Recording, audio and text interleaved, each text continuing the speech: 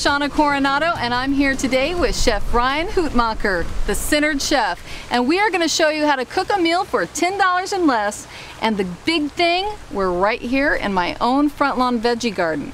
So what do you think? What are we cooking today? We got a little chicken piccata going right now, and we're going to do some grill roasted Yukon potatoes and some shallot sauteed green beans. From my garden, which is so cool. And it's a rainwater fed garden, so all of this, the freshest and the best. And we're gonna keep it really simple. So we're gonna jump right into the grill roasted Yukon potatoes. Okay. So what I'm doing, Shawna, is I'm just cutting really thin pieces of these potatoes right here.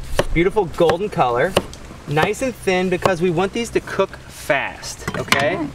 So what we're gonna do is go right onto foil, a little bit of red onion. Okay. That's gonna help bring out a little savory element to this. And we're also gonna have a little bit of sweetness here. Okay. And then we go a little bit of olive oil. Right over top here. We got a little bit of salt right here, a little bit of pepper. And we're gonna wrap this guy up just like a present. All right, I'm gonna have you tuck that end in for me. Just roll it right up. Okay. And boom, we got a hot grill going. Right onto the grill. We're gonna close this and get to the next part. So now we're ready for the chicken piccata portion of this recipe. So about 2 breasts is gonna serve 4 people. So we got about 3 to 4 ounces of protein per person. So we'd cut this portion in half. So with this chicken breast, what I did was I put it in a Ziploc bag and I pounded it so it was nice and even all the way across. Now what I'll do is we're gonna season this guy. So a little bit of salt, a little bit of pepper, both sides, very important for full flavor. A little bit of salt now. Now what we're gonna do is we're actually gonna dredge this. So that means we're gonna put this inside of a little bit of flour right here. I'm gonna take my oil in the pan all the way around and right on it. You can see a nice little sizzles happening right there. Okay, Shawna, so what we're looking for is a beautiful golden brown color. And that is what we have right there. Beautiful, and it smells delicious. That's where the complexity of the flavor really comes out, right in that golden brown color. So that's gonna work for another probably 4 to 5 minutes. And then we're gonna start to work on our piccata sauce. Terrific.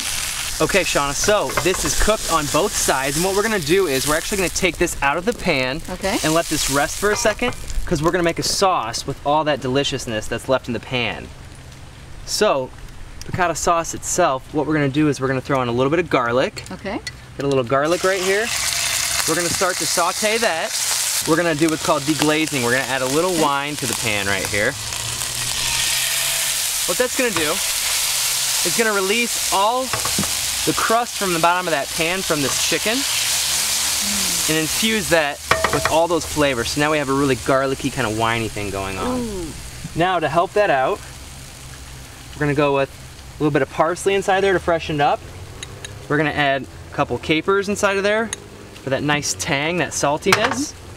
Then we're gonna go for the thickener. So we've got a little bit of a slurry here. Okay.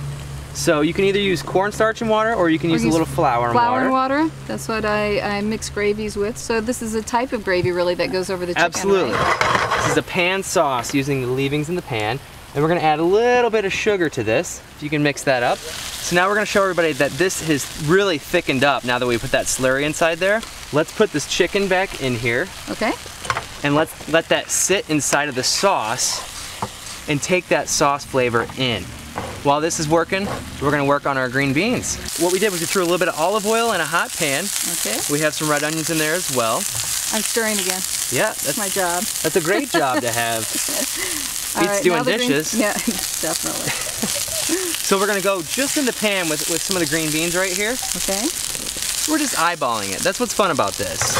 It's really not about precision. So these are gonna saute for about 3 to 4 minutes. Okay, Shawna, the dish has come together. Your green beans look fantastic. So what I'm gonna do right now to finish this off is pull out these grill roasted potatoes from the grill. The taters! Now you could do this family style or you could do this per serving, but you gotta get some of this sauce right on top. Wow, look at that. All right, we're gonna give it a try, the official taste test. Finished product. Oh my God, it's so good. Oh, wow. Isn't it rustic and beautiful? It is delicious, and I can't believe it came from my garden. That's fantastic. It's tip top. You have to come with us next time and learn even more recipes that are $10 and less. You gonna be with me? I absolutely will. All right.